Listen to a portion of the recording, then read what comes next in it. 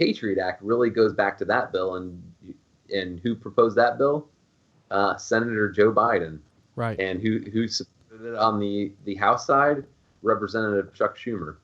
So these same actors are they're embedded in there, and there's no way Joe Biden wrote it. Someone gave it to him, right? Exactly.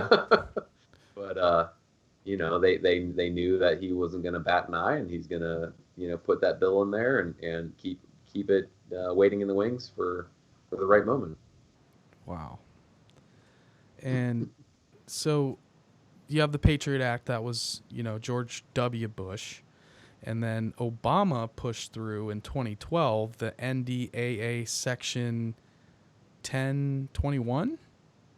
Or National Defense Authorization Act. Yeah, so that one and that might be the indefinite detention. Yeah, so that's kind of what I was kind of trying to segue into, some of the surveillance technology and some of these things that are happening in China and Singapore, and sort of the narrative that, hey, look how well Singapore is doing. They put in all these surveillance technologies and they don't have many cases of COVID-19. Their deaths are low.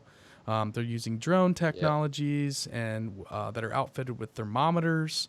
I don't know how much of those reports, how accurate those are. A lot of those thermometers even now report directly in. Yeah. So you can see like a global map of everything. Right. So NDAA Section 1021 and the Section... NDAA. Sorry. It's a military funding bill too, so you couldn't vote against it because otherwise you were anti-military and you didn't want to support the troops. Yeah. Right.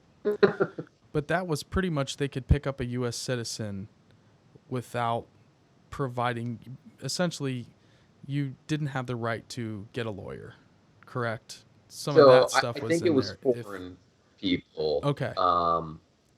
But yeah, essentially they held them in Gitmo without trial, and they basically you would get essentially a military tribunal, I believe, but there was no set date.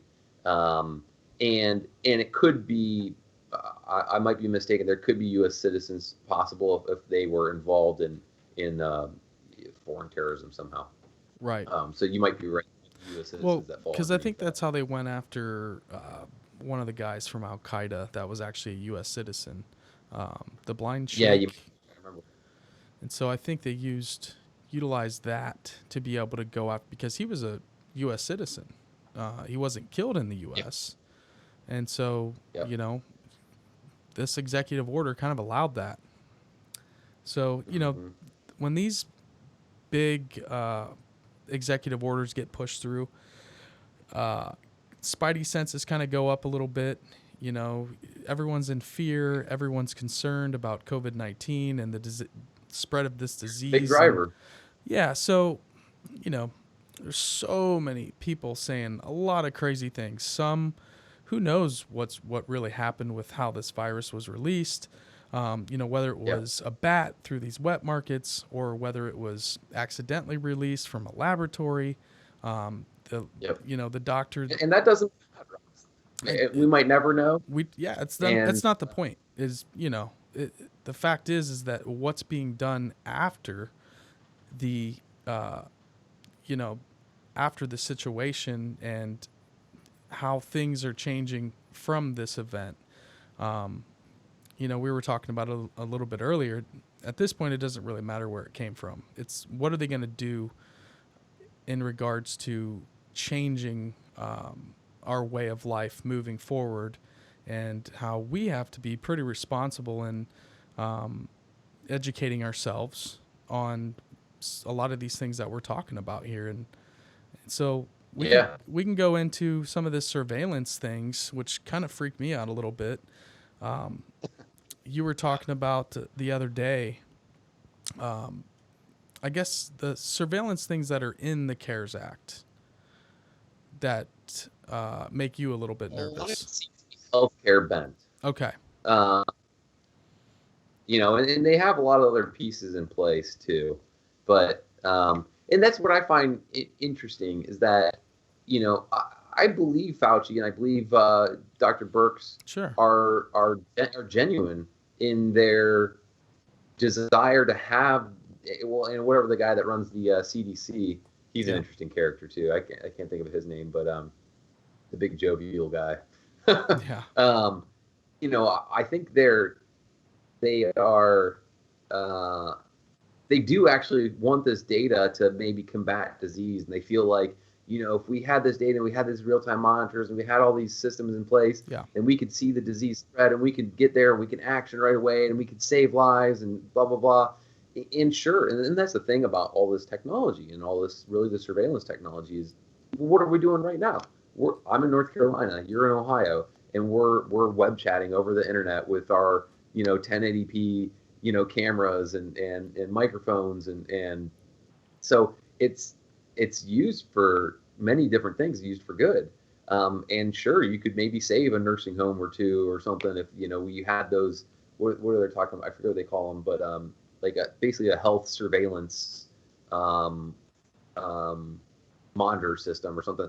It was funny, they were when they said they're going to put them in place, they said they're going to put them in place for the elderly, the poor, the minorities, and Native Americans. Oh my God. Yeah, let's just suppress the Native American population just a little bit more. Right. They haven't gotten enough shit. Let's just pour it on. They have Why issues, not? Right? Dude, come on. Yeah, that. I don't know. But I found that very interesting. That was on Dr. Burks's PowerPoint presentation too. Those 4 categories. And I'm like, that's ridiculous, right? And she might really believe that she's trying to save them. But the thing is that you use it for that, it doesn't go away. And what do you use it for in the future? Well, that's the thing are you going to be able to get back these liberties, these civil liberties, these, when you set up a surveillance grid, you have to give over your privacy.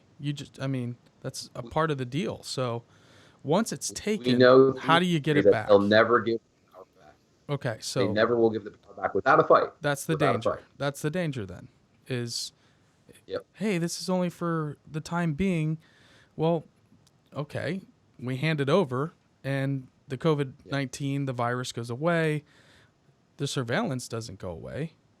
Those systems are now in place. They're implemented into all of our fabric of society at that point.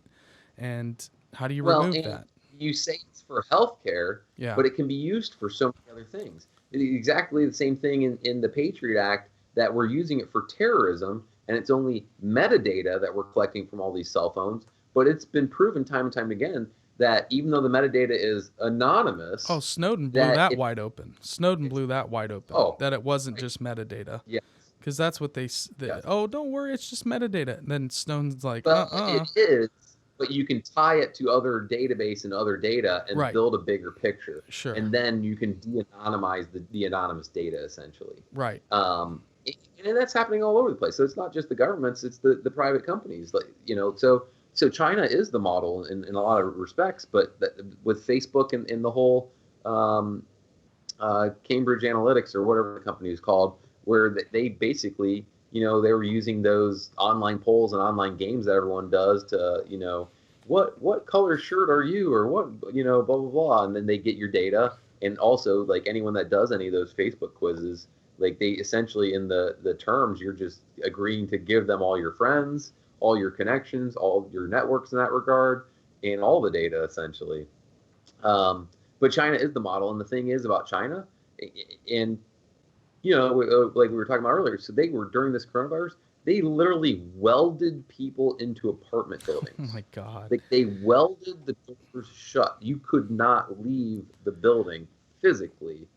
And so that's how Orwellian they are in certain regards. But if you see what they're showing you, and the social credit score system that they're doing now, so they're tracking everything. They got cameras everywhere. They were tracking people's heat, right? So just with the cameras doing the infrared heat scanning, as well as anyone that's, they're filtering through. You can't get on the trains. You can't go. And even before the coronavirus, this social credit score that they're doing, if basically, if you talk bad about the government, if you are in debt, if you're not paying your bills, if you're in certain regards, maybe you slept in, maybe you were lazy for a month, maybe who knows what people's responsibilities are. Or think about artists and stuff like that. Some of their lifestyles. I'm sure, I would say not Picasso, but the guy who do the melting clocks. I'm sure his lifestyle, wouldn't have scored high on China's social credit score ranking system as a good citizen. Salvador Dali. There's some Dali, thank you. Salvador There's Dali. just some beautiful artwork that's priceless that comes out of that. Yeah. So how he's gonna have a pretty low. Salvador Dali's gonna have a pretty low social credit score. A dude like that isn't gonna be doing well in that system.